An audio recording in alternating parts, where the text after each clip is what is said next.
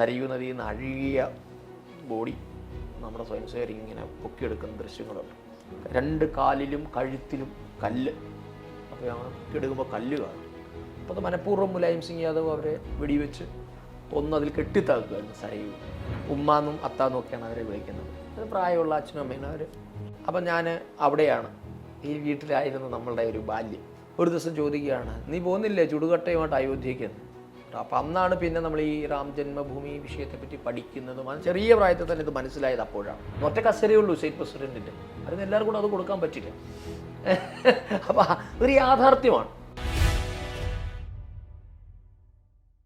നമസ്കാരം, ഷൂട്ടർ സൈറ്റിലേക്ക് സ്വാഗതം. കേരളത്തിലെ യുവ BJP നേതാക്കളിൽ പ്രമുഖനാണ് സന്ദീപ് വാചസ്പതി.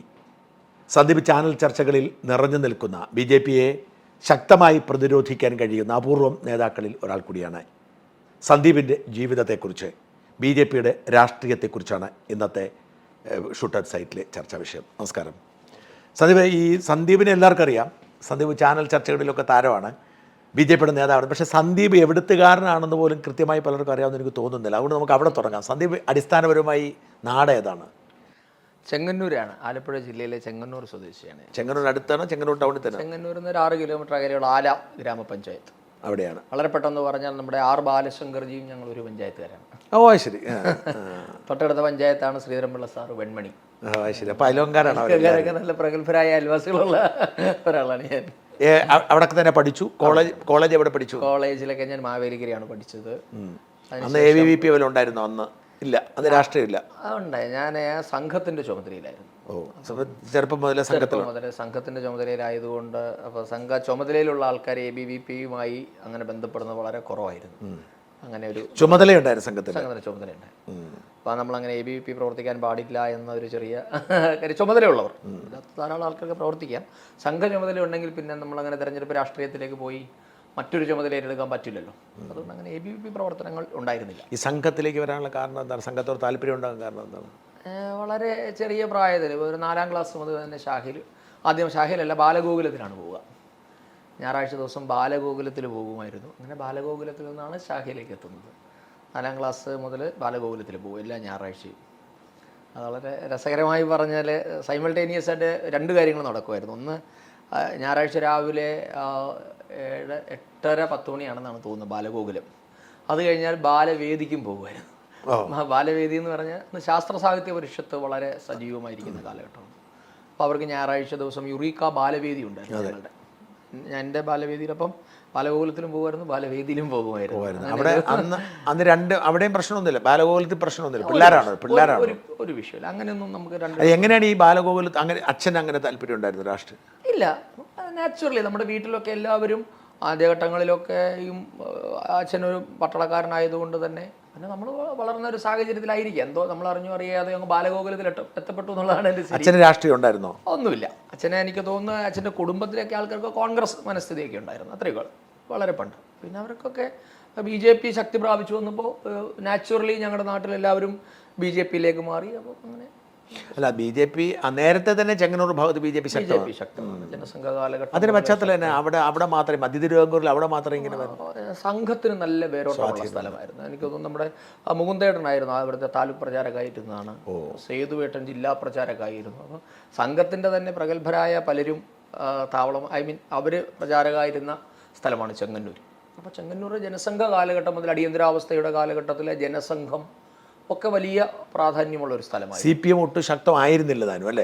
കോൺഗ്രസ് ആയിരുന്നു. പിന്നെ CPMനും ശക്തി കേന്ദ്രങ്ങളൊക്കെ ഉണ്ട്. ചെറിയ വെടിവെപ്പുകളൊക്കെ വെൺമണി പോലെയുള്ള ചില സ്ഥലങ്ങളിൽ CPMനും ശക്തികളൊക്കെ ഉണ്ടായിരുന്നു. പക്ഷെ അന്നും ജനസംഘത്തിനും പിന്നെ അടിയന്തരാവസ്ഥയുടെ കാലഘട്ടം അതിനു മുൻപൊക്കെ എടുത്താലും NDP മാവേലിക്കരയിൽ മത്സരിക്കുക. അപ്പം അങ്ങനെ ഒരു പ്രത്യേക രാഷ്ട്രീയ പശ്ചാത്തലമുള്ളൊരു നാടാണ് ചെങ്ങന്നൂർ. ഈ CPMന്റെ എതിർപ്പുണ്ടായിരുന്നു ആ സമയത്ത്? RSS ഉണ്ട്, പക്ഷേ നമ്മുടെ സ്ഥലത്തൊക്കെ ഞാനൊക്കെ ചെറുതായിരുന്ന സമയത്ത് ഉണ്ടായിരുന്നു. അപ്പോൾ എൻ്റെ ചേട്ടന്മാരായ എന്നെ തൊട്ട് മുമ്പത്തെ തലമുറയുമായിട്ടൊക്കെ ചെറിയ ഒരു ഉണ്ടായിരുന്നു എന്നുള്ളത് ഒഴിച്ചു നിർത്തിയാൽ എൻ്റെ പഞ്ചായത്തിൽ അങ്ങനെ പ്രത്യേകിച്ച്. പിന്നെ ഞാനൊക്കെ വരുന്ന സമയത്ത് ഞങ്ങളുടെ ഒരു പഞ്ചായത്തിൻ്റെ അവസ്ഥ എന്ന് പറഞ്ഞാൽ ഒരു 45 വയസ്സിന് മുകളിലോട്ടുള്ള ആൾക്കാരൊക്കെ CPMഉം 45 താഴെയുള്ള എല്ലാവരും RSSുമായിരുന്നൊരു ഞങ്ങളുടെ ഒരു പഞ്ചായത്തിൻ്റെ പ്രത്യേകത. കാര്യം എല്ലാവരും ബന്ധുക്കളുമാണ് ഞങ്ങളുടെ പഞ്ചായത്തിൽ എന്നൊക്കെ പറയുമ്പോൾ. പ്രത്യേകിച്ച് ഈ നായർ കമ്മ്യൂണിറ്റിക്കിടയിൽ അങ്ങോട്ടും ഇങ്ങോട്ടും എല്ലാവരും ബന്ധുക്കളാണ് ആ പഞ്ചായത്തിൽ മുഴുവൻ. അപ്പോൾ ഞങ്ങളുടെയൊക്കെ അമ്മാവന്മാർ, വല്യച്ഛന്മാർ, അപ്പൂപ്പന്മാരൊക്കെ CPM-കാരും കൊച്ചുമക്കളെല്ലാം RSS ആയിരുന്ന ഒരു അന്ന് മുതൽ അങ്ങനെയായിരുന്നു ഞങ്ങളുടെ നാട്ടിൽ. അപ്പോൾ അവരൊക്കെ അവിടെ ക്ഷേത്രം, പിന്നെ വായനശാല, അതിൻ്റെയൊക്കെ ഭരണം അവരുടെയില്ല. അപ്പോൾ ഞങ്ങൾ CPM-കാർ, പക്ഷെ അംഗങ്ങളെല്ലാം നിങ്ങളാണ്, ഞങ്ങളാണ് നടത്തിപ്പുകാരൊക്കെ അവരാണ്. പക്ഷേ അപ്പോൾ പണ്ടേ ഉണ്ട് BJP CPM ബന്ധം. അപ്പോൾ ഞങ്ങളെ അങ്ങോട്ട് അടുപ്പിക്കില്ല. ഭരണസമിതിയൊക്കെ അവരുടെ കയ്യിലാണ്. നമുക്കൊക്കെ പണ്ട് ഞങ്ങളൊക്കെ വേൾഡ് കപ്പ് കാണാനൊക്കെ TV, ഞങ്ങളുടെ വിശ്വഭാരതി ഗ്രന്ഥശാല എന്ന് പറഞ്ഞിട്ട് വലിയ പഴയ ഗ്രന്ഥശാലയാണ്. അപ്പോൾ അവിടെയാണ് TV ഉള്ളത്. അപ്പോൾ അവിടെയൊക്കെ നമ്മൾ ചെല്ലണമെങ്കിൽ വലിയ വിഷയമാണ്. നമ്മളെ അവർ കാണിക്കത്തില്ല, അവർ തുറന്നൊന്നും തരില്ല. പിന്നെ അവിടെ ഒരു YMA, യങ് മെൻ അസോസിയേഷൻ ഉണ്ടായിരുന്നു. അത് പിന്നീട് എൻ്റെ ജ്യേഷ്ഠൻ്റെയും ഒക്കെ തലമുറ വന്നപ്പോഴത്തേക്കും അതിൻ്റെ ഭരണം ഞങ്ങളുടെയിലായി, YMA ഞങ്ങളുടെയിലായി. അതിനുശേഷം പിന്നെ ഇപ്പോൾ വീണ്ടും CPM-ൻ്റെയിലാണ് അതിൻ്റെ ഭരണം. അച്ഛൻ പട്ടാളത്തിലായിരുന്നു. അതെ, അമ്മ ഹൗസ് വൈഫാണ്. സഹോദരങ്ങൾ? എനിക്കൊരു ജ്യേഷ്ഠനാണുള്ളത്. ജ്യേഷ്ഠൻ ഇതുപോലെ സംഘത്തിൻ്റെ ചുമതലയൊക്കെ ഉണ്ടായിരുന്നു. അദ്ദേഹം ഇപ്പോൾ വൈദിക ആര്യ സമാജിയായിട്ട് വേദ പഠനം, വേദ പഠിപ്പീര് ക്ലാസ്. വിവാഹിതനല്ല? അതെ, അദ്ദേഹത്തിൻ്റെ മക്കളുണ്ട്. എവിടെയുണ്ട്? ചെങ്ങന്നൂർ തന്നെ, വീട്ടിൽ തന്നെയുണ്ട്. ഒരു ഗുരുകുലം ഒക്കെ ഉണ്ട്. അപ്പോൾ അദ്ദേഹം ആചാര്യ നരേന്ദ്രഭൂഷൻ്റെ ശിഷ്യനാണ് ചെങ്ങന്നൂർ. പേരെങ്ങനെയാണ് ചേട്ടൻ്റെ? അദ്ദേഹത്തിൻ്റെ പേര് ഹരികൃഷ്ണ ഭാരതി. ഭാരതി എന്നുള്ള ബിരുദം എടുത്താണ് അദ്ദേഹം. എടുത്തു തന്നെ ആയിരിക്കും. നിങ്ങൾ ഈ ബാലഗോകുലത്തിലൊക്കെ ഉള്ള സമയത്ത് തന്നെയല്ലേ ഈ രാമജന്മഭൂമി പ്രക്ഷോഭം ആരംഭിക്കുന്നത്? എന്നിട്ട് അതിനോടുള്ള നിലപാട് എന്തായിരുന്നു? അന്ന് അതൊരു ഈ ഒരു വിഷയത ഞാൻ പറഞ്ഞില്ല, ബാലവേദിയുമായിട്ടൊക്കെ ബന്ധപ്പെട്ടൊക്കെ ഇങ്ങനെ പോകുമായിരുന്നു. അന്ന് യുറീക്ക ബാലവേദി എന്നായിരുന്നു ഞങ്ങളുടെ ബാലവേദിയുടെ പേര്. ശാസ്ത്ര സാഹിത്യ പരിഷത്തിൻ്റെ പ്രവർത്തനങ്ങളായിട്ടൊക്കെ ബന്ധപ്പെട്ട് പോകുന്ന സമയത്താണ് ഈ രാമജന്മഭൂമിയുടെ ഇഷ്യൂ ഉണ്ടാകുന്നത്. അപ്പം അന്ന് നമുക്കൊന്നും കുഞ്ഞുങ്ങളാണ്, നമുക്ക് അതിനെപ്പറ്റിയൊന്നും വലിയ ധാരണയൊന്നുമില്ല. എന്തൊക്കെയോ വിഷയങ്ങൾ അന്ന് ഇങ്ങനെ പറയുന്നു. അപ്പോൾ അന്നാണ് ഈ ആദ്യത്തെ ശിലാന്യാസം നടക്കുന്ന സമയത്ത് രാജ്യത്തു നിന്ന് എല്ലായിടത്തു നിന്നും ഈ ഇഷ്ടിക പൂജിച്ചുകൊണ്ട്, കല്ല് പൂജിച്ചുകൊണ്ട് അയോധ്യയിലേക്ക് പോകുന്നൊരു സംഭവമുണ്ട്. അപ്പോൾ അന്ന് എൻ്റെ ജീവിതത്തിൽ സത്യത്തിൽ അത് മറക്കാൻ പറ്റാത്തൊരു അനുഭവം ഉണ്ടായതുകൊണ്ട് ഞാൻ പഠിക്കുന്ന സ്കൂളിൻ്റെ തൊട്ടടുത്ത് ഒരു മുസ്ലിം വീടാണ്. അപ്പം ഞാൻ അവിടെയാണ്, ഈ വീട്ടിലായിരുന്നു നമ്മളുടെ ഒരു ബാല്യം. അവിടുത്തെ ചേട്ടന്മാരുടെ കൂടെയാണ് ഈ ബാലവേദിയിലൊക്കെ പോയിക്കൊണ്ടിരുന്നത്. അവരൊക്കെ അന്ന് എഞ്ചിനീയറിങ്ങിനൊക്കെ പഠിക്കുന്നൊരു ചേട്ടനൊക്കെ ആയിരുന്നു അന്ന് അവിടുത്തെ ബാലവേദിയുടെ ചുമതലക്കാർ. അപ്പോൾ ഞങ്ങളന്ന് ഉമ്മാന്നും അത്താന്നും ഒക്കെയാണ് അവരെ വിളിക്കുന്നത്. അത് പ്രായമുള്ള അച്ഛനും അമ്മയും അവർ.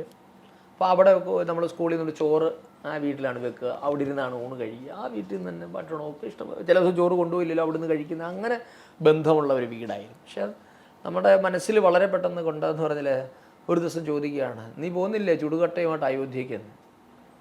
അപ്പോൾ നമുക്കത് മനസ്സിലായിട്ടില്ല ഇതെന്താണ് ഇതിൻ്റെ പിന്നിൽ എന്നുള്ളത്. അപ്പോൾ അങ്ങനെയുള്ള ഒരു വളരെ പെട്ടെന്ന് അയോധ്യയെ പറ്റി ഓർക്കുമ്പോൾ ആദ്യം തോന്നുന്നൊരു സംഭവം അതാണ്.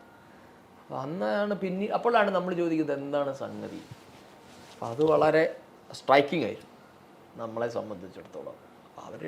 അവർ പക്ഷേ വളരെ പുരോഗമനം പറയുന്ന ആൾക്കാരും കൂടി ആയിരുന്നു.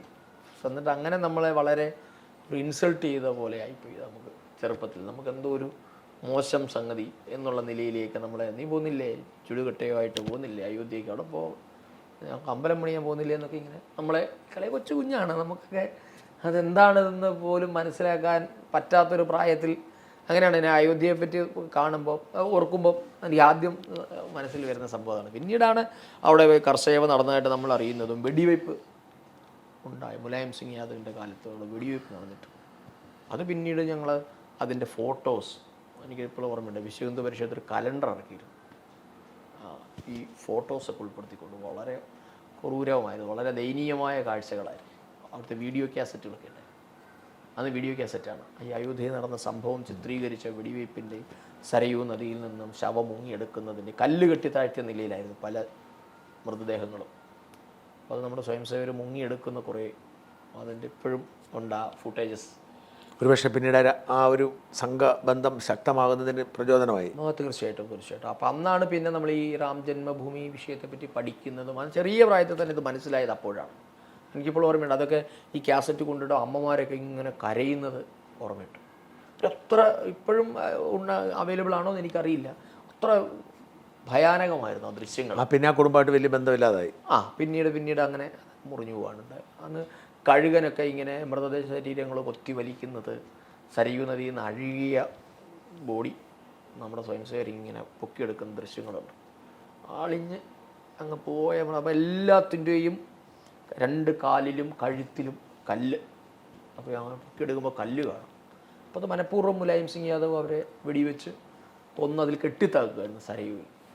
അപ്പോൾ ആ ഒരു ദൃശ്യങ്ങളൊക്കെ അങ്ങനെ ജീവിതത്തിൽ മറക്കാൻ പറ്റാത്തൊരു അങ്ങനെയൊക്കെയാണ് പിന്നീട് സംഘവുമായി കൂടുതൽ അടുക്കാനും ബാലഗോകുലം ശാഖ കാര്യ പ്രവർത്തനങ്ങളൊക്കെയായി പിന്നെ പഠന സമയത്ത് ഉൾപ്പെടെ നമ്മൾ അങ്ങനെ സംഘ ചുമതലയിലൊക്കെ ആയത്. നിങ്ങൾ പിന്നെ ഈ സംഘബന്ധം ഉണ്ടായിട്ടും ഇങ്ങനെയൊരു പശ്ചാത്തലം ഉണ്ടായിട്ട് നിങ്ങൾ ഇതിൽ രാഷ്ട്രീയത്തിലേക്ക് ഇറങ്ങാതെ നേരെ മാധ്യമ പ്രവർത്തനത്തിന് പോകാൻ കാരണം എന്താണ്? ആ ചെറുപ്പം മുതലേ എനിക്ക് അങ്ങനെ ഒന്നുകിൽ ഒരു അഭിഭാഷകനാകണം അല്ലെങ്കിൽ ഒരു മാധ്യമപ്രവർത്തകനാകണം. എന്താ അങ്ങനെ തോന്നാൻ? എനിക്കറിയില്ല, ചെറുപ്പം മുതലേ അങ്ങനെ ഒരു ആഗ്രഹം ഉണ്ടായിരുന്നു. എനിക്ക് വക്കീലാകണമെന്ന് വലിയ ആഗ്രഹമായിരുന്നു. അപ്പോൾ ഞങ്ങളുടെ വീട്ടിൽ അമ്മയ്ക്ക് അതിനോട് വലിയ താല്പര്യമൊന്നുമില്ല, വക്കീലാവുന്നതിനോടും ഇതാവുന്നു. പിന്നെ രാഷ്ട്രീയം ഒട്ടും താല്പര്യമില്ലായിരുന്നു. എന്തായാലും ഞാൻ മാധ്യമപ്രവർത്തകനുമായി രാഷ്ട്രീയക്കാരനുമായി എന്നുള്ളതാണ് സത്യം. അഭിഭാഷകനാകാൻ പറ്റിയിട്ടില്ല എന്നൊരു ദുഃഖമുണ്ട്. ഡിഗ്രി കഴിഞ്ഞ് പി ജി കഴിഞ്ഞു. ഞാൻ പി ജി ഒക്കെ കറസ്പോണ്ടൻസ് ആയിട്ടാണ് പഠിച്ചു. എന്നായിരുന്നു പി ജി? MA ജേർണലിസം ആയിരുന്നു. ജേർണലിസം പഠിച്ചു. അതിന് എങ്ങനെയാണ് ആദ്യത്തെ പത്രപ്രവർത്തന ജോലി അനുഭവം? പത്രപ്രവർത്തനം ഞാൻ ആദ്യം കോട്ടയം ഡിഗ്രി കഴിഞ്ഞിട്ട് ഉടൻ തന്നെ കോട്ടയം പ്രസ് ക്ലബ്ബിൽ പോസ്റ്റ് ഗ്രാജുവേറ്റ് ഡിപ്ലോമയ്ക്ക് ചേർന്നു. അപ്പോൾ നമ്മുടെ നാട്ടിൻപുറമാണ്, അറിയാമല്ലോ. നമുക്കൊന്നും ഇത് ഇന്നത്തെ കാലത്തെ പോലെ ഓപ്പണിങ്സ് ഒന്നും ഇല്ല. അപ്പോൾ എന്തായതാണെന്നൊന്നും അറിയില്ല. പക്ഷേ ഇങ്ങനെ കോട്ടയം പ്രസ് ക്ലബ്ബിൽ ഇങ്ങനെ ജേർണലിസത്തിന് വിളിച്ചിട്ടുണ്ട്. അപ്പോൾ ട്രിവാൻഡ്രം പ്രസ് ക്ലബ്ബും ഉണ്ടായിരുന്നു. അപ്പോൾ നമുക്കടുത്ത് എന്ന നിലയിൽ ഞാൻ കോട്ടയത്ത് പോയി എൻട്രൻസ് എഴുതി അവിടെ കിട്ടിയിട്ട് ഇറങ്ങി ഉടൻ തന്നെയാണ് ഏഷ്യാനെറ്റിലേക്ക്. സ്വാഭാവിക ഈ പ്രസ് ക്ലബ്ബുകളുടെ കോഴ്സ് കഴിയുന്ന സമയത്താണല്ലോ ചാനലുകളൊക്കെ വിളിക്കുന്നത്, കോൾ ഫോർ ചെയ്തിരുന്നു. അപ്പോൾ അങ്ങനെ ഏഷ്യാനെറ്റിൻ്റെ ടെസ്റ്റ് എഴുതി ഇൻ്റർവ്യൂ കഴിഞ്ഞ് ഏഷ്യാനെറ്റിലാണ് ട്രെയിനിയായിട്ട് പുളിയറക്കോണ സ്റ്റുഡിയോയിലാണ് ജോയിൻ ചെയ്തത്. ഏഷ്യാനെറ്റ് ന്യൂസിൻ്റെ ഏഷ്യാനെറ്റ് അന്ന് TNG KP മോഹനൻ അവരൊക്കെയാണ് എന്നെ ഇൻ്റർവ്യൂ ചെയ്തത്. അത് കഴിഞ്ഞ് നിങ്ങൾ എവിടെയൊക്കെ ഏഷ്യാനെറ്റ് എവിടെയൊക്കെ വർക്ക് ചെയ്തു? ഏഷ്യാനെറ്റിൽ തിരുവനന്തപുരത്ത് ഡെസ്കിലും ബ്യൂറോയിലും വർക്ക് ചെയ്തു. അതിനുശേഷം കാസർഗോഡ് ബ്യൂറോയിൽ വർക്ക് ചെയ്തു, ആലപ്പുഴ ബ്യൂറോയിൽ വർക്ക് ചെയ്തു. എത്ര കാലം ഏഷ്യാനെറ്റ് ഉണ്ടായിരുന്നു? 7 വർഷം. അവിടെ പിന്നെ മാതൃഭൂമി പോകാൻ കാരണം എന്താണ്? പുതിയ ചാനൽ തുടങ്ങിയ സമയത്ത് അന്ന് ഉണ്ണി ബാലകൃഷ്ണൻ അന്ന് ഞങ്ങളുടെ കോർഡിനേറ്റിംഗ് എഡിറ്ററായിരുന്നു ഏഷ്യാനെറ്റിൽ. അദ്ദേഹം ഡൽഹിയിൽ നിന്ന് തിരിച്ച് നാട്ടിലെത്തി പുളിയറക്കോണത്ത് കോർഡിനേറ്റിംഗ് എഡിറ്റർ ആയിരിക്കുമ്പോഴാണ് മാതൃഭൂമി ഇങ്ങനെ തുടങ്ങാൻ പോകുന്നു എന്ന് പറഞ്ഞത്. അപ്പോൾ അങ്ങനെ ഞങ്ങൾ കുറേ ആൾക്കാർ ഉണ്ണി ബാലകൃഷ്ണനുമായിട്ടുള്ള ഒരു ബന്ധത്തിൻ്റെ പേരിൽ മാതൃഭൂമിയുടെ ആദ്യത്തെ 10 സ്റ്റാഫിൽ ഒരാൾ ഞാനാണ്. മാതൃഭൂമി ന്യൂസിൻ്റെ മാതൃഭൂമി ബ്യൂറോയിലായിരുന്നു. ആലപ്പി ഉണ്ടായിരുന്നു. അതിനുശേഷം ഡൽഹിയിൽ പോയി. ഡൽഹിയിൽ നിന്ന് തിരികെ കോട്ടയത്തും വന്നു. പിന്നെ ഈ എന്താണ് മാധ്യമ പ്രവർത്തന അവസ്ഥ? എത്ര കാലം മാതൃഭൂമിയിലുണ്ടായിരുന്നു? മാതൃഭൂമിയിൽ 2013 അവസാനം വരെ 5-6 വർഷം ഉണ്ടായിരുന്നു. 4 വർഷം എന്ന് പറയാം. എന്തായാലും 10-11 കൊല്ലം പത്രപ്രവർത്തനം, 12 വർഷത്തോളം പത്രപ്രവർത്തനം ചെയ്തു. അത് കഴിഞ്ഞ് അവസാനിപ്പിച്ച് രാഷ്ട്രീയമാകാൻ കാരണം എന്തൊക്കെ? ഈ രാജേട്ടനെ പരിചയപ്പെട്ടുകൊണ്ടാണോ? രാജേട്ടനെ പണ്ട് മുതലേ പരിചയമുണ്ട്. അപ്പോൾ അങ്ങനെ രാജേട്ടനായിട്ട് ബന്ധപ്പെട്ട് ഇങ്ങനെ ഒരു മീഡിയ കാര്യങ്ങൾ നോക്കാൻ ഒരാൾ വന്നാൽ കൊള്ളാമെന്ന് രാജേട്ടനോട് എപ്പോഴും ഇങ്ങനെ സംസാരിക്കും. അദ്ദേഹം പ്രസിഡന്റ് ആയപ്പോഴും അതിന് മുമ്പോ? പ്രസിഡന്റ് അതിന് ശേഷമാണല്ലോ. അതിന് മുമ്പ് പുള്ളിക്ക് അതിൻ്റെ ആവശ്യമില്ല, പുള്ളിക്ക് അല്ലാതെ ഉള്ള സംവിധാനങ്ങൾ. അപ്പോൾ പ്രസിഡന്റ് ആയപ്പോൾ ഇങ്ങനെ മാധ്യമ കാര്യങ്ങൾ നോക്കുന്നതിന് വേണ്ടിയിട്ട് ആരെങ്കിലും ഉണ്ടോ? അപ്പോൾ അങ്ങനെയാണ് രാജേട്ടൻ്റെ ജനരക്ഷാ യാത്ര വിമോചന യാത്ര കാസർഗോഡ് തുടങ്ങുന്നത്. അപ്പോൾ വിമോചന യാത്രയുടെ സമയത്താണ് ഞാൻ എൻ്റെ മീഡിയ കാര്യങ്ങൾ നോക്കുന്നതിന് വേണ്ടിയിട്ടാണ് ജോയിൻ ചെയ്തത്. അല്ല, അപ്പം ആ റിസ്ക് അല്ലായിരുന്നോ ഞാൻ ചോദിക്കുന്നത്? തീർച്ചയായിട്ടും അതെന്താ റിസ്ക് എടുത്ത്? ഞാനൊരു കാര്യം ചോദിച്ചില്ല, BJP നേതാവാകുന്നതിനെ കുറിച്ച് ചിന്തയൊന്നും ഉണ്ടായിരുന്നില്ല. അപ്പം അദ്ദേഹത്തിൻ്റെ പ്രസ് സെക്രട്ടറി ആകുന്ന നിലയിലുള്ളായിരുന്നു. നമ്മൾ പറയുമ്പോൾ നമ്മൾ BJP ആണല്ലോ. നമ്മൾ അങ്ങനൊരു നേതാവ് എന്നൊരു സങ്കല്പമൊന്നുമില്ല. നമ്മൾ വളരെ ചെറുപ്പം മുതൽ തന്നെ BJP ആണ്, ബൈ ഡിഫോൾട്ട് അങ്ങനെയാണ്. പിന്നെ അങ്ങനെ നേതാവാകുക അങ്ങനെയുള്ള ഒരു ചിന്തയും ഉണ്ടായിരുന്നില്ല. അവിടെ വരിക, ആ മാധ്യമപ്രവർത്തകനായി. അപ്പം സ്വാഭാവികമായിട്ടും നമ്മളുടെ രക്തത്തിൽ ഈ ഒരു പഴയ പൊതുപ്രവർത്തനത്തിൻ്റെ ഒരു തൊണ്ടക്കിടപ്പുണ്ടല്ലോ. അപ്പോൾ അങ്ങനെയാണ് ഇതിൻ്റെ ഒരു എക്സ്റ്റൻഷൻ എന്ന് മാത്രമേ നമ്മൾ കരുതിയുള്ളൂ. സത്യത്തിൽ BJPയുടെ മീഡിയ സെല്ലുമായി ബന്ധപ്പെട്ട് നിൽക്കുക, അല്പം കൂടി സ്വാതന്ത്ര്യം കിട്ടും, നമ്മുടെ കാര്യങ്ങളൊക്കെ നോക്കാം. അപ്പോഴും ഈ പറഞ്ഞ പോലെ വരുമാനമൊക്കെ ഒരു ഇഷ്യൂ ആയിരുന്നു. കുടുംബം വളരെ കൃത്യമായി നമ്മളെ പിന്തുണച്ചു. അല്ല, അപ്പോൾ ഈ ആ ചുമതല എന്തായിരുന്നു? രാജേട്ടൻ്റെ പ്രസ് സെക്രട്ടറി എന്നുള്ളൂ, കുമ്മനം രാജശേഖരൻ്റെ പ്രസ് സെക്രട്ടറി, പാർട്ടിയുടെ പിന്നെ മീഡിയ രണ്ടും ഒരേ സമയം പാർട്ടിയുടെ മീഡിയയുടെ ചുമതല. ആയിരുന്നു. പക്ഷേ പാർട്ടിയിൽ എന്തെങ്കിലും സമിതിയിലോ അങ്ങനെ പറ്റില്ല? അതിനുശേഷം ഒരു 6 മാസം കഴിഞ്ഞപ്പോൾ ഞാൻ സ്റ്റേറ്റ് കമ്മിറ്റിയിലെത്തി. ആ സമയത്ത് തന്നെ സ്റ്റേറ്റ് കമ്മിറ്റി മെമ്പറായിരുന്നു. അതായത് ആദ്യം പ്രത്യേക ക്ഷണിതാവായിരുന്നു, പിന്നെ സ്റ്റേറ്റ് കമ്മിറ്റിയിലെത്തി. സ്റ്റേറ്റ് കമ്മിറ്റിയിൽ നിന്നാണ് സ്റ്റേറ്റ് വക്താവാണ്. ഓക്കെ, ഇപ്പോൾ സ്റ്റേറ്റ് വക്താവാണോ? സ്റ്റേറ്റ് വക്താവാണ്. എത്ര കാലം? കുമ്മനം രാജശേഖരൻ്റെ കാലയളവ് മുഴുവൻ പ്രസ് സെക്രട്ടറി ആയിരുന്നു. ഈ സമയത്ത് തന്നെ സ്റ്റേറ്റ് കമ്മിറ്റി എത്തിയോ? അതെ, സ്റ്റേറ്റ് കമ്മിറ്റി മെമ്പറുമായിരുന്നു. ഓക്കെ, അപ്പോൾ പിന്നെ സജീവ പ്രവർത്തനത്തിലേക്ക് അങ്ങനെ പോവുക. പിന്നെ നമുക്ക് വേറെ മറ്റു പണികൾക്ക് പോകാൻ പറ്റില്ലല്ലോ. പിന്നെ അത് മാത്രമല്ല, ഈ പറഞ്ഞ മാധ്യമപ്രവർത്തകനായിരുന്നു കൊണ്ട് രാഷ്ട്രീയം ചെയ്യുക എന്നുള്ളതിനോട് എനിക്കൊരു താല്പര്യം ഉണ്ടായില്ല. അത് ശരിയായ നടപടിയല്ല എന്ന കാര്യം. ഞാൻ 12 വർഷം മാധ്യമപ്രവർത്തനം ചെയ്തപ്പോഴും ഒരു രീതിയിലും എൻ്റെ രാഷ്ട്രീയം ഞാൻ എവിടെയും ഒളിച്ചു കടത്തിയിട്ടില്ല. അതെനിക്ക് അഭിമാനത്തോടെ പറയാൻ പറ്റും. അതെൻ്റെ ഞാൻ വർക്ക് ചെയ്ത 2 സ്ഥാപനങ്ങളിലും മാർക്ക് തിരക്കിയാലും അറിയും. എൻ്റെ ആ ജോലിയിൽ ഒരിക്കൽ പോലും ഞാൻ ചെയ്തിട്ടില്ല. എനിക്കൊന്നും അതിന് ഞാൻ പലരോടും പറയാറുണ്ട്. കോടിയേരി ബാലകൃഷ്ണനൊക്കെ ആഭ്യന്തരമന്ത്രിയായിരുന്ന സമയത്ത് അദ്ദേഹത്തിൻ്റെയൊക്കെ വിചാരം ഞാൻ SFI ആണെന്നായിരുന്നു. അദ്ദേഹം അങ്ങനെ വളരെ സൗഹാർദ്ദപരമായിട്ട് എന്നോട് പെരുമാറുകയും ചെയ്യുമായിരുന്നു. ഞാൻ ഒരു SFI ആണോ എന്ന് അദ്ദേഹത്തിനൊരു സംശയം ഉണ്ടായിരുന്നു. അല്ല, അത്തരത്തിലായിരുന്നു ഞാൻ വളരെ ന്യൂട്രലായിട്ട് ഞാൻ പെരുമാറിയിട്ടുള്ളൂ. അല്ലാതെ ഒരു രീതിയിലും റിപ്പോർട്ടിങ്ങിലോ എഡിറ്റിങ്ങിലോ ഒന്നും നമ്മുടെ രാഷ്ട്രീയം നമ്മൾ കടത്താൻ ശ്രമിച്ചിട്ടില്ല. അത് രണ്ടും കൂടെ കൊണ്ടുപോകുന്നത് ശരിയല്ല എന്നൊരു അഭിപ്രായക്കാരനാണ്. അതും സത്യത്തിലൊരു മാറ്റത്തിന് കാരണമായിട്ടുണ്ട്. ഈ കുമ്മനം രാജശേഖരൻ്റെ സെക്രട്ടറി എന്ന നിലയിലുള്ള പ്രവർത്തന കാലയളവിൽ ഓർത്തിരിക്കുന്ന പ്രധാനപ്പെട്ട സംഭവങ്ങൾ എന്താ പറയാനുള്ളത്? എന്തെങ്കിലും പ്രധാനപ്പെട്ട കാര്യങ്ങൾ പറയാം? തീർച്ചയായിട്ടും അത് വലിയൊരു അദ്ദേഹത്തെ എങ്ങനെ വിലയിരുത്തി? കുമ്മനം രാജശേഖരനെ എങ്ങനെ വിലയിരുത്തുന്നു? രാജേട്ടനോട് പറഞ്ഞാൽ എന്താ നമ്മൾ പറയുക? ഇപ്പോൾ രാജേട്ടനെ ഇപ്പോൾ ഞാൻ വിലയിരുത്തേണ്ട ഒരു ആവശ്യം, നാട്ടുകാർക്കൊക്കെ അറിയുന്നൊരു വ്യക്തിത്വമാണ്. ഞാൻ എപ്പോഴും പറയും, എങ്ങനെ അദ്ദേഹത്തെ പരിചയം എന്നുമല്ല വളരെ ചെറുപ്പം മുതലുണ്ട്. കാര്യം നമ്മൾ കണ്ട് അന്ന് ഞങ്ങളുടെ നാട്ടിലൊക്കെ പരിപാടികളൊക്കെ നടത്താൻ ഇന്നത്തെ പോലെയല്ല. നമുക്കൊരാൾ പ്രസംഗിക്കാൻ കിട്ടുക എന്നൊക്കെ പറഞ്ഞാൽ വലിയ, രാജേട്ടനെ നമുക്ക് ഓരോ പരിപാടികൾക്ക് വേണം. നമ്മുടെ നാട്ടിലൊക്കെ ചെറിയ ചെറിയ ഇഷ്യൂസ് ഉണ്ടാകുമ്പോൾ ആര് പ്രസംഗിക്കണം എന്ന് ചോദിക്കും, ആദ്യം പറയുന്നത് ഒരു കുമ്മനത്തെ വിളിക്കാം എന്നായിരുന്നു. അപ്പോൾ ഇങ്ങനെ ചെറിയ ഇഷ്യൂ വരുമ്പോൾ പോലും അന്ന് മൊബൈൽ ഫോണുകളൊന്നുമില്ല. നമ്മൾ കാര്യാലയങ്ങൾ വഴിയാണ് ബന്ധപ്പെടുക. ഇപ്പോൾ രാജേട്ടൻ എവിടെയുണ്ട്, അപ്പോൾ കോട്ടയം കാര്യാലയത്തിലുണ്ട്, അപ്പോൾ കോട്ടയം കാര്യാലയത്തിൽ വിളിക്കും. അങ്ങനെയൊക്കെയാണ് ബന്ധപ്പെടുന്നത്. രാജേട്ടനെ എപ്പോഴും ലൈനിൽ കിട്ടുമ്പോൾ രാജേട്ടൻ തിരിച്ചു ചോദിക്കുന്ന ഒരു ചോദ്യം വളരെ പ്രസക്തമാണ്. ഈ ഒരു ആദ്യ പരിപാടിയല്ലേ നിങ്ങളുടെ, അതിന് ഞാൻ വന്നാൽ അടുത്ത ഘട്ടത്തിൽ ആര് വരും എന്ന് രാജേട്ടൻ ഞങ്ങളോട് ചോദിക്കുമായിരുന്നു. അപ്പോൾ നമുക്കൊക്കെ എന്ത് പരിപാടി വേണമെങ്കിലും കുമ്മനത്തെ വിളി എന്നായിരുന്നു അന്ന് പറയുക. അതുപോലെ അദ്ദേഹത്തെ അറിയാം. പക്ഷെ അദ്ദേഹത്തിന് അന്ന് സംഘടനാ ചുമതലയൊന്നും ഇല്ലല്ലോ. അല്ല, ഹിന്ദു ഐക്യവേദി, വിശ്വ പരിഷത്ത് നിരവധി ചുമതല ഉണ്ടായിരുന്നു. പിന്നെ അന്നും കേരളം മുഴുവൻ അന്ന് നടത്തുക. അപ്പോൾ രാജേട്ടനെ പറ്റി ഞാൻ പറയും, ഇപ്പോൾ ഈ മുമ്പ് നമ്മൾ പറഞ്ഞതുപോലെ ഇന്നും ഞാൻ പറയും, 3 രാഷ്ട്രീയത്തിലും ഇടത് വലത് BJP രാഷ്ട്രീയത്തിലെടുത്താൽ നമ്മൾ മാസ് ലീഡേഴ്സ് എന്ന് പറയാം. ഞാനതിനെ പലരോടും പറയുന്ന ആധാരമുണ്ട്. ഇപ്പോൾ ഒരു കവലയിൽ ഒരു നേതാവ് ഇറങ്ങി നിന്നാൽ, ഇറസ്പെക്റ്റീവ് ഓഫ് പൊളിറ്റിക്സ്, ആൾക്കാർ കൂടുന്ന ആളെയാണ് നമ്മൾ സത്യത്തിൽ ക്രൗഡ് പുള്ളേഴ്സ് എന്ന് വിളിക്കേണ്ടത്. അങ്ങനെ ഞാൻ നോക്കുമ്പോൾ കേരളത്തിൽ അങ്ങനെ 3 നേതാക്കന്മാരാണ് ഈ സമകാലിക രാഷ്ട്രീയത്തിലുണ്ടായിരുന്നത്. ഒന്ന് VS അച്യുതാനന്ദനായിരുന്നു. VS എവിടെയെങ്കിലും ചെന്ന് നിന്നാൽ, മുഖ്യമന്ത്രിയോട് നിൽക്കാൻ പറ്റില്ലെങ്കിൽ പോലും VS വരുന്നു എന്ന് കേട്ടാൽ VSനെ കാണാൻ ആൾ പോകുമായിരുന്നു. പിന്നെ ഒരാൾ ഉമ്മൻചാണ്ടി. BJP രാഷ്ട്രീയത്തിൽ അങ്ങനെ ഒരാൾ കുമ്മനം രാജശേഖരനായിരുന്നു. കുമ്മനം BJPയുടെ പ്രസിഡന്റ് ആണെങ്കിലും കുമ്മനം വരുന്നു എന്ന് കേട്ടാൽ 4 പേര് ചുറ്റിനും കൂടും. അപ്പോൾ ആ രീതിയിലൊരു മാസ് ക്രൗഡ് പുള്ളറായിരുന്നു. അതൊരു മാസ് ലീഡർ തന്നെയായിരുന്നു കുമ്മനം. തീർച്ചയായിട്ടും കുമ്മനം എന്നൊരു ബ്രാൻഡായിരുന്നു. പക്ഷേ എന്നിട്ടും പ്രസിഡന്റ് എന്ന നിലയിൽ അദ്ദേഹത്തിന് അത്രയും BJP അത്രയും ശക്തമാക്കാൻ കഴിഞ്ഞു? അല്ല, അദ്ദേഹം മറ്റ് വ്യത്യാസം വരുത്താൻ കഴിഞ്ഞു? തീർച്ചയായിട്ടും. ആദ്യമായിട്ട് താമര വിരിഞ്ഞത് കുമ്മനം പ്രസിഡന്റ് ആയിരിക്കുന്ന സമയത്താണ്. കുമ്മനത്തിൻ്റെ കാലത്താണ് BJP അക്കൗണ്ട് തുറക്കുന്നത്, നമ്മുടെ വോട്ട് ഷെയർ കൂടുന്നത്. മാത്രമല്ല വളരെ നല്ല രീതിയിൽ കൊണ്ടുപോകാം. പിന്നെ സ്വാഭാവികമായും സംഘടനയ്ക്ക് അത് കൂടുതൽ അദ്ദേഹത്തെ ഉപയോഗിക്കാൻ പറ്റിയിട്ടില്ല എന്നതൊരു യാഥാർത്ഥ്യം തന്നെയാണ്. കുമ്മനത്തുമായിട്ടുള്ള ഒരുമിച്ചുള്ള പെരുമാറ്റത്തൊക്കെ വെച്ച് എന്താ 1-2 കാര്യങ്ങൾ പറയാൻ എന്തെങ്കിലും ഉണ്ടാവും? അല്ല, നമുക്ക് അങ്ങനെ ഈ കുമ്മനത്തിനോട് അടുപ്പം എന്ന് പറയുമ്പോൾ എല്ലാവരും കുമ്മനത്തിൻ്റെ അടുപ്പക്കാരാണ്. അതെനിക്ക് തോന്നുന്നു ഈ കുമ്മനത്തിന് മാത്രമുള്ള നമ്മൾ ഈ ഫോട്ടോകളുണ്ടല്ലോ, ഞാൻ എപ്പോഴും പറയാം, നമ്മളൊരു ഫ്രെയിം ചെയ്ത് വെച്ചേക്കുന്ന ഫോട്ടോയെ നോക്കുന്നത് പ്രത്യേകത ഉണ്ട്. ആര് നോക്കിയാലും അവർ നോക്കുന്നു തോന്നില്ലേ? ഫ്രെയിം ചെയ്ത ഫോട്ടോയിൽ ഒരാളുടെ ഫോട്ടോ നമ്മൾ ഭിത്തിയിലെടുത്ത് നമ്മൾ ഏത് ആംഗിളിൽ നോക്കില്ല നമ്മളെ നോക്കുന്നു തോന്നും. അതേപോലെയാണ് കുമ്മനം. എല്ലാവരുടെയും ആളാണ് കുമ്മനം.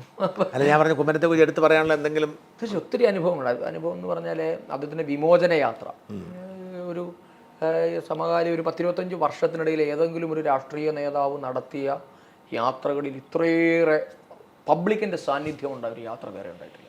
വിമോചന യാത്ര വലിയ വിജയമായിരുന്നു. അതിൻ്റെ ക്രൗഡ് എന്ന് പറഞ്ഞാൽ ഹ്യൂജായിരുന്നു. ശരിക്കും BJP പോലും പ്രതീക്ഷിക്കാത്ത രീതിയിൽ ആൾക്കാർ. ഏത് വർഷമായിരുന്നു?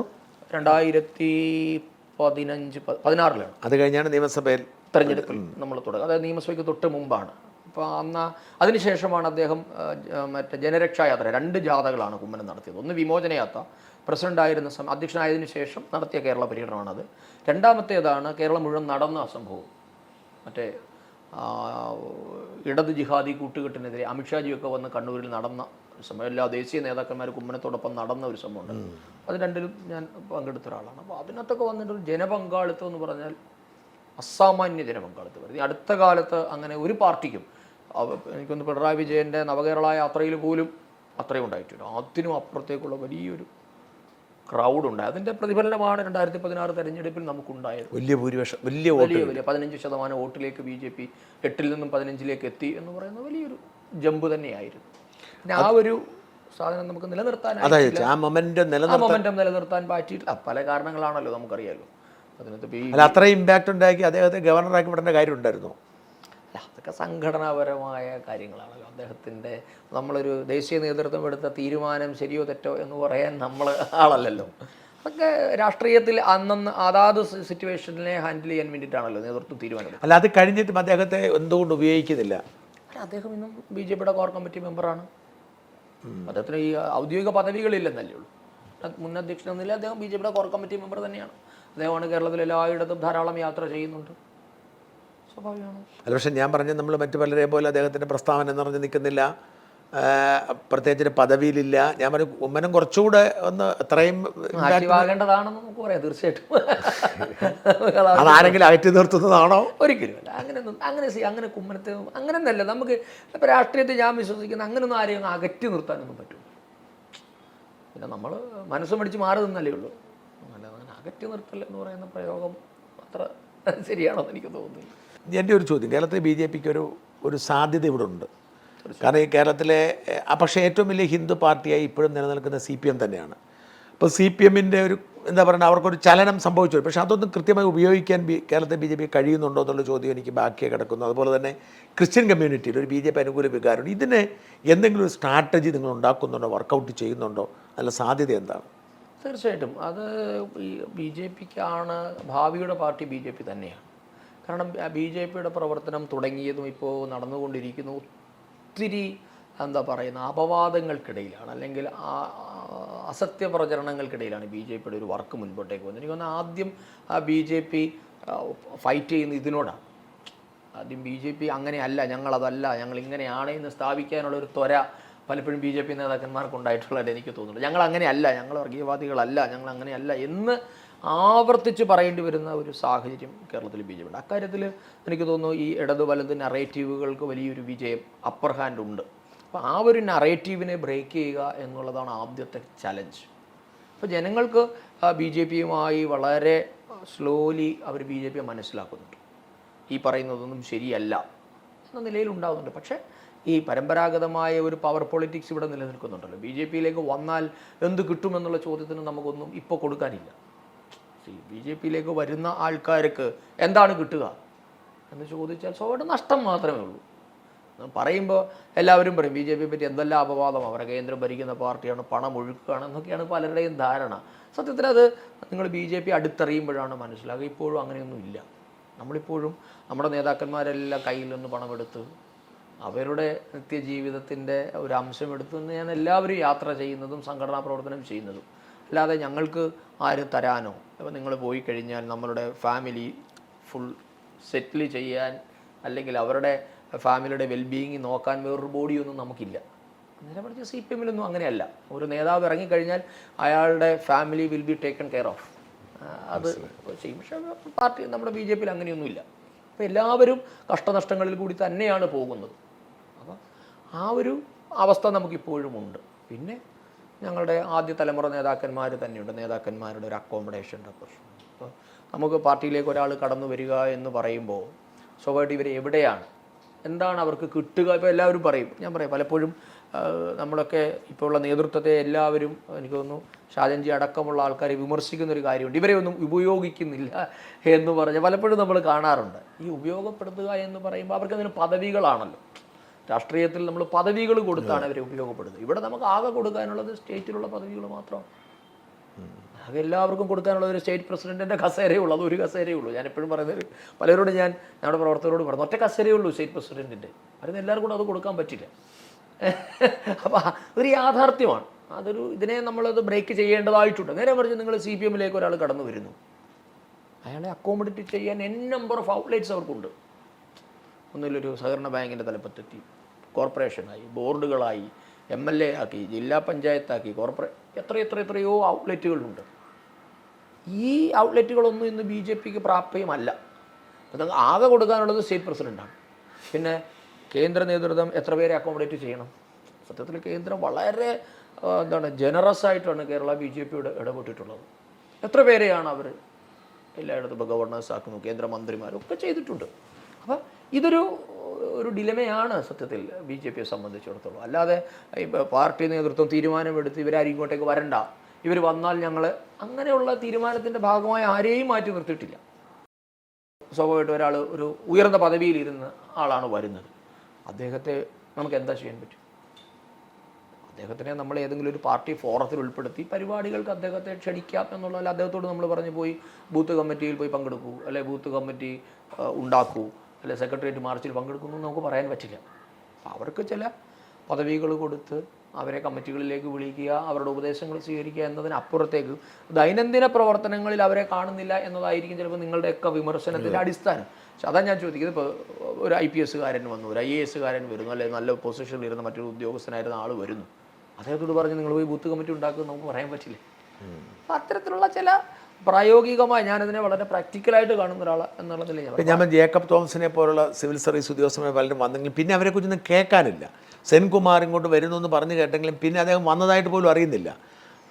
അത്തരം ഒരു സാഹചര്യങ്ങളില്ലേ? അതിനെന്തെങ്കിലും ഒരു വഴിയില്ല എന്ന് എൻ്റെ ചോദ്യം. തീർച്ചയായിട്ടും സെൻകുമാർ സാർ ഇതുവരെ BJP അംഗത്വം എടുത്തിട്ടില്ല. പക്ഷേ എടുത്തിട്ടില്ല. അദ്ദേഹം എടുക്കാൻ അദ്ദേഹം വരുമെന്ന രീതിയിലുണ്ടായിരുന്നല്ലോ ആദ്യം. അല്ല, അദ്ദേഹത്തിന് അത് താല്പര്യമില്ല. പലതവണ അദ്ദേഹം പറഞ്ഞിട്ടുണ്ട് ഞാൻ അങ്ങനെ പാർട്ടി പൊളിറ്റിക്സിലേക്ക് അദ്ദേഹത്തിന് താല്പര്യമില്ല, അതുകൊണ്ടാണ് അദ്ദേഹം വരാത്തത്.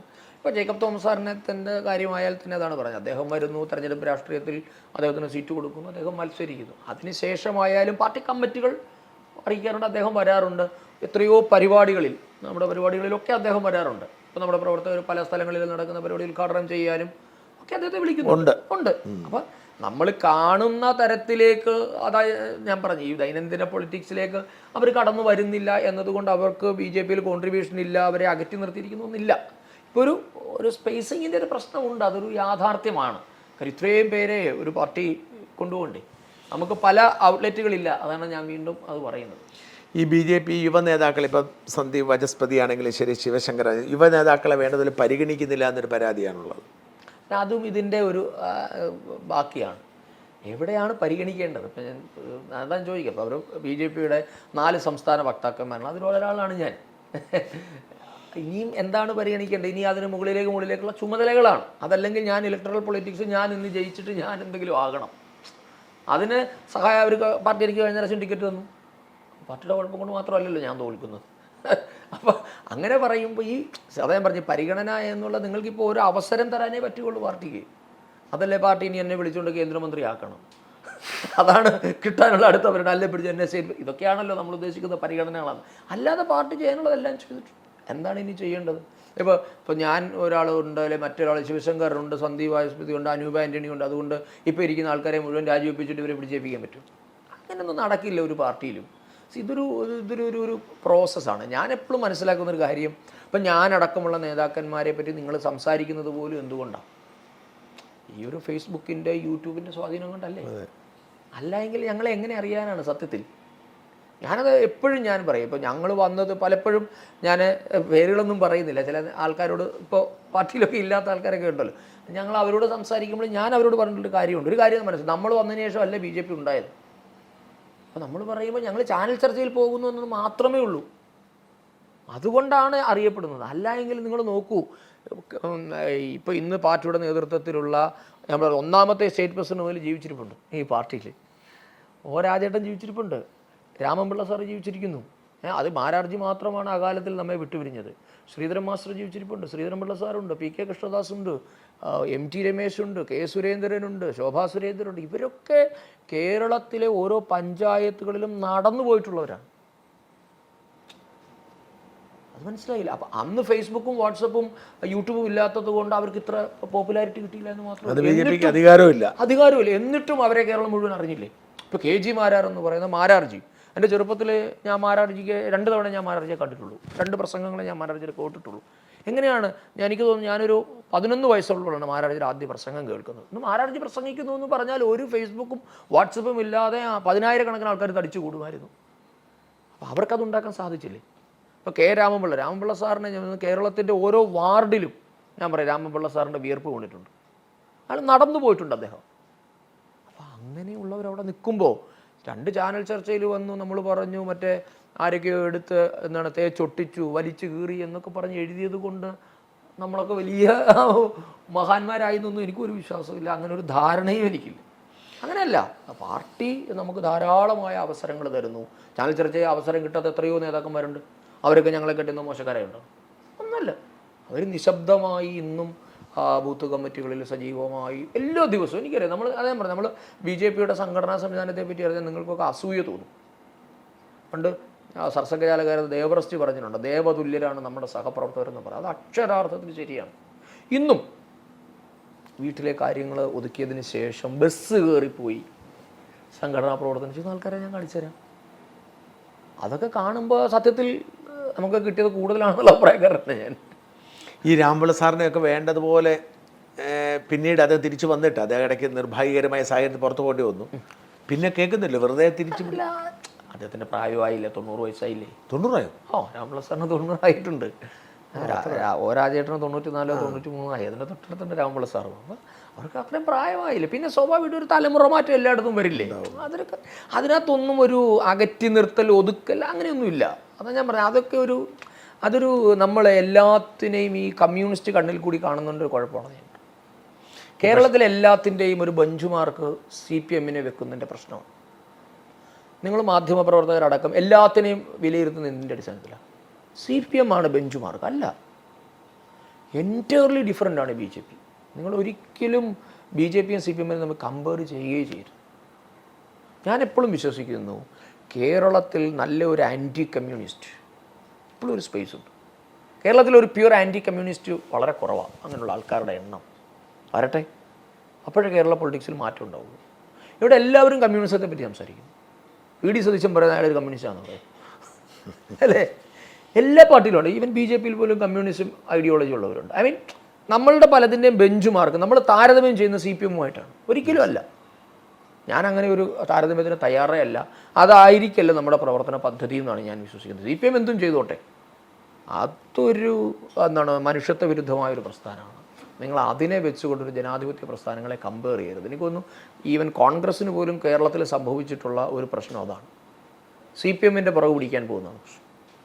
ഒരു ആൻറ്റി കമ്മ്യൂണിസത്തിനാണ് കേരളത്തിൽ നല്ല സ്പേസ് ഉള്ളത്. കേരളത്തിലെ നല്ലൊരു ശതമാനം ആൾക്കാർ ആൻറ്റി കമ്മ്യൂണിസ്റ്റാണ്. അതെ. പക്ഷേ ഈ ആൻറ്റി കമ്മ്യൂണിസ്റ്റുകളെ നയിക്കാൻ ഒരു പ്രോപ്പർ ലീഡർ വരുമ്പോൾ അന്ന് തീരും ഇത്. ഞാൻ അങ്ങനെ വിശ്വസിക്കുന്നു. അല്ലാതെ നിങ്ങൾ BJPയിലൊന്നും തീർച്ചയായിട്ടും ഉണ്ടാവും. BJP അതുകൊണ്ടാണ് ഞങ്ങൾ പലപ്പോഴും എന്തുകൊണ്ടാണ് പലപ്പോഴും പലയിടങ്ങളിലും അതൊരു ശാരീരികമായ ഏറ്റുമുട്ടലിലേക്ക് പോകുന്നത് പോലും ഈ ആൻറ്റി കമ്മ്യൂണിസത്തിൻ്റെ ഒരു ഇതുള്ളത് കൊണ്ട്. ആൻറ്റി കമ്മ്യൂണിസമാണ് നമ്മളുടെ എലമെൻറ്റ്. നന്നായിട്ടുണ്ടത്. കേരളത്തിൽ ആ ഒരു പൊളിറ്റിക്സിന് നല്ല സ്കോപ്പാണ്. പക്ഷേ കേരളത്തിലെ ഈ CPM-നെ നിലനിർത്താൻ വേണ്ടിയിട്ട് BJP മെനക്കെടുന്നു, വർക്ക് ചെയ്യുന്നതാണ് ആരോപണം. അല്ലാതെ ഞാൻ പറഞ്ഞപ്പോൾ ആരാണ് ഒരു മുന്നണിയായിട്ട് മത്സരിക്കുന്നത്?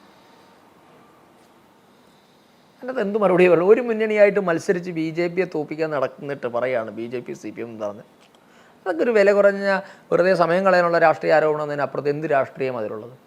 ഒരു മുന്നണിയുടെ ഭാഗമാണ്. ഒഫീഷ്യലി ആണല്ലോ അവർ, അൺഒഫീഷ്യൽ അല്ല, ഒഫീഷ്യലി ഒരു മുന്നണിയുടെ ഭാഗമാണ്. എന്നിട്ട് പറയുകയാണ് BJPയുമായിട്ടാണ് സഖ്യം എന്ന് പറഞ്ഞത്. അതിനൊക്കെ ആ ഒരു ഇതിൽ കണ്ടാൽ മതി. അതിനകത്തൊന്നും സന്ദീപ്, ഞാൻ ചോദിക്കുന്നത്, കേരളത്തിലെ ഏറ്റവും വലിയ ഹിന്ദു പാർട്ടി CPM-ആണ്. ഇത് BJPക്ക് ആകാം, കാരണം ഹിന്ദു മനസ്സ് BJPക്ക് അനുകൂലമാണ്. പക്ഷേ ഇത് എന്തുകൊണ്ട് സാധിക്കുന്നില്ല? അത് സാധിക്കാഴികയല്ലോ.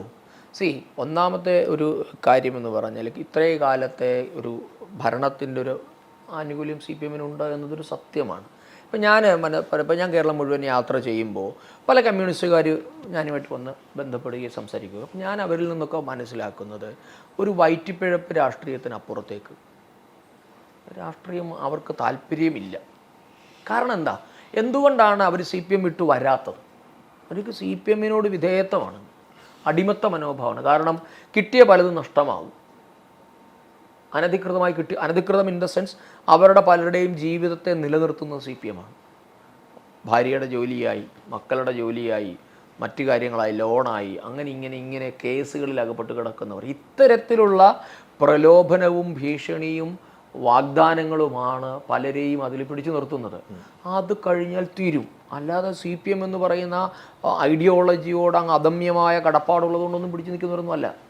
അവർക്കൊക്കെ ഇത്തരം ചില കെട്ടുപാടുകളുണ്ട്. ഈ കെട്ടുപാടിനെ ടൈറ്റൻ ചെയ്യാനാണ് എപ്പോഴും CPM ചെയ്തുകൊണ്ടിരിക്കുന്നത്. നിങ്ങൾ ഈ ഭരണത്തിൽ നിങ്ങൾ നോക്കും, അത്തരം കെട്ടുപാടുകളും അടിമകളെയും ഉണ്ടാക്കിയെടുക്കലാണ്. അതിൽ CPM വിജയിച്ചിട്ടുണ്ടെന്ന് സത്യമാണ്. പക്ഷെ അത് എക്കാലമൊന്നും പറ്റില്ലല്ലോ, അതിൻ്റെ മാറ്റമുണ്ട്. ഈ ഭരിക്കുന്ന പാർട്ടി എന്ന നിലയിൽ CPM ആയിരിക്കരുത് നിങ്ങൾക്ക് കോൺഗ്രസിനേക്കാൾ വലിയ ശത്രുത ഉണ്ടാവേണ്ടത് ഇവിടെ. പക്ഷെ അങ്ങനെയാണോ ഇപ്പോൾ സംഭവിക്കുന്നത് പലപ്പോഴും?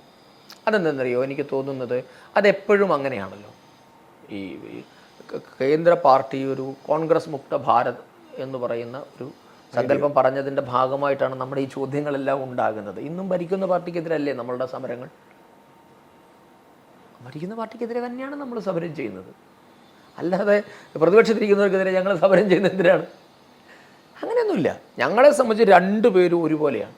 ഞങ്ങൾക്ക് രണ്ട് കൂട്ടരിൽ നിന്നും വോട്ട് കിട്ടുന്നില്ലേ? ഞങ്ങൾ രണ്ടുപേരുടെയും സിറ്റിംഗ് സീറ്റുകളിലല്ലേ? തൃശ്ശൂർ ആരുടെ സിറ്റിംഗ് സീറ്റായിരുന്നു? നിയമം ജയിച്ചത് എങ്ങനെയായിരുന്നു? അവിടെ ഞങ്ങളെ തോൽപ്പിച്ച CPM അല്ലേ? ഈ അന്ന് സുരേന്ദ്രൻപിള്ള മത്സരിക്കുന്ന സമയത്ത് അദ്ദേഹം ഇടതുപക്ഷത്തിൻ്റെ കൂടെ VSൻ്റെ മന്ത്രിസഭയിലുണ്ടായിരുന്ന ആളായിരുന്നു സുരേന്ദ്രൻപിള്ള അല്ലേ? അത് കഴിഞ്ഞിട്ടല്ലേ നമ്മൾ ആ സീറ്റ് ജയിച്ചു വരുന്നത്. അപ്പം അങ്ങനെ രണ്ടുപേരുടെ നിന്നും നമ്മൾ കിട്ടുന്നില്ലേ? ഈ പല CPM നേതാക്കന്മാരുടെയും മണ്ഡലങ്ങളിൽ ലീഡ് ചെയ്ത് BJP അല്ലേ? തിരുവനന്തപുരത്തെടുത്ത് കടകംപള്ളി സുരേന്ദ്രൻ്റെ വാർഡാരെ ജയിച്ചിരിക്കുന്നത്? ഞങ്ങളാണ് ജയിച്ചിരിക്കുന്നത്. അങ്ങനെ എത്ര പേരുടെ അതൊക്കെ ഉണ്ട്. അപ്പോൾ രണ്ട് കൂട്ടരുടെ കയ്യിലും നമുക്ക് വോട്ട് ഷെയർ കിട്ടാറുണ്ട്. രണ്ട് കൂട്ടരെയും നമ്മൾ ഒരുപോലെയാണ് കാണുന്നത്. ഞങ്ങളെ സംബന്ധിച്ചിടത്തോളം കോൺഗ്രസ് CPM എന്നുള്ള വ്യത്യാസമില്ല. ഞങ്ങൾ പറയുന്നത് രണ്ടുപേരും ഒന്ന് തന്നെ. അതുകൊണ്ട് ഞങ്ങൾക്ക് അങ്ങനെ വ്യത്യാസമൊന്നുമില്ല. പൊളിറ്റിക്കലി ഞങ്ങൾക്ക് ഒരു വ്യത്യാസമില്ല, ഐഡിയോളജിക്കലിയും ഒരു വ്യത്യാസമില്ല. രണ്ടുപേരും ഒന്ന് തന്നെയാണ്. അപ്പോൾ കൂടുതൽ ശക്തമായി എതിർക്കുന്നയാ? അങ്ങനെയില്ലല്ലോ, രണ്ടുപേരെയല്ല. എന്തിനാണ് കൂടുതൽ? സ്വാഭാവികമായി ഒന്ന് ഭരിക്കുമ്പോൾ ഞങ്ങളുടെ നിലപാടുകൾ അല്ല, നിങ്ങൾ വോട്ട് ടാർഗറ്റ് ചെയ്യണമെന്നല്ലോ. അപ്പോൾ ഞാൻ ചോദിക്കുന്നത് CPMൻ്റെ വോട്ടല്ലേ നിങ്ങൾക്ക് കൂടുതൽ സാധ്യതയുള്ളത്? അങ്ങനെയില്ലല്ലോ. അതാ ഞാൻ പറയും. ഇപ്പോൾ തൃശ്ശൂർ ജയിച്ചത് CPMൻ്റെ ഇതിലാണോ? കോൺഗ്രസിൻ്റെ സിറ്റിംഗ് സീറ്റിലല്ലേ BJP ജയിച്ചത്? പക്ഷെ തൃശ്ശൂർ ഒരു ഒറ്റപ്പെട്ട സംഭവമാണ്. സുരേഷ് ഗോപിയുടെ ഒരു വ്യക്തിപ്രാഭവമാണ് ആ വിജയത്തിൻ്റെ മൂലകാരണം. അങ്ങനെ ഉണ്ടെങ്കിൽ അതിന് മുമ്പ് മത്സരിച്ചപ്പോൾ വ്യക്തിപ്രഭാവം ഇല്ലായിരുന്നു സുരേഷ് ഗോപിക്ക്. തോറ്റില്ലേ? 2 തവണ തോറ്റിട്ടല്ലേ? കഷ്ടപ്പെട്ട് അവിടെ പ്ലാൻ ചെയ്ത് അത്രയേ ഉള്ളൂ. അതോ ആ പാർട്ടി അവിടെ ഏകദേശം 48,000-50,000 പുതിയ വോട്ടുകൾ ചേർത്ത് എല്ലാ ബൂത്ത് കമ്മിറ്റികളിലും സ്വാഭാവികമായിട്ടുണ്ട്. ഞാൻ സുരേഷ് ഗോപിയുടെ വ്യക്തിപ്രഭാവത്തെ പൂർണ്ണമായും അദ്ദേഹത്തിന് സ്വന്തമായി വോട്ട് കിട്ടിയിട്ടില്ല ആ അർത്ഥത്തിലല്ല ഞാൻ പറയുന്നത്. ഉണ്ട്, അതിനകത്ത് പാർട്ടിയുടെ പങ്കില്ലേ? പാർട്ടിയല്ലേ അവിടെ ഉണ്ടായിരുന്നത്? പാർട്ടി ടിക്കറ്റിലല്ലേ അദ്ദേഹം? താമര ചിഹ്നത്തിലാണ്. അല്ല, അത് അംഗീകരിക്കുന്നു. അതൊരു കോമൺ മാനദണ്ഡം എടുക്കാൻ പറ്റുമോ? ഉണ്ടാവുമല്ലോ. ഏതൊരു തെരഞ്ഞെടുപ്പിലും സ്ഥാനാർത്ഥിയുടെ മേന്മയും പാർട്ടിയുടെ വോട്ടും കൂടെ കൂടുമ്പോഴാണ് ജയിക്കൽ. അപ്പോൾ അത് സ്വാഭാവികമായും സുരേഷ് ഗോപിക്ക് ഒരു BJP-കാരൻ എന്നതിന് അപ്പുറത്തേക്ക് വലിയൊരു സ്വീകാര്യത പൊതുസമൂഹത്തിലുണ്ടായിരുന്നു. അത് കിട്ടിയിട്ടുണ്ടെന്നുള്ളത് യാഥാർത്ഥ്യം തന്നെയാണ്.